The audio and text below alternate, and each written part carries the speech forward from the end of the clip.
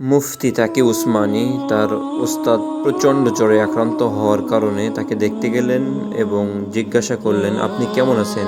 তিনি উত্তরে বললেন, আল্লাহর শুকর, আমার দুটি চোখ ঠিকমতো কাজ করছে। আল্লাহর শুকর, আমার কানও খুব ভালো কাজ করছে। আল্লাহুম্মা লাকাল হামদু ওয়া লাকাশ শুকর।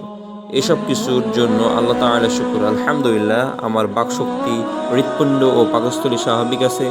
সামান্য একটু জ্বর এসেছে, দোয়া করুন, আল্লাহ তাআলা তা দূর করবেন।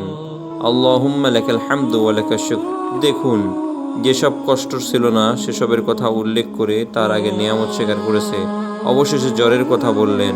এরা এমন লোক যে ঠিক কষ্টের মধ্যেও আল্লাহ প্রদত্ত নিয়ামত সমূহের কথা স্মরণ করেছেন এবং শুকর আদায় করেছেন।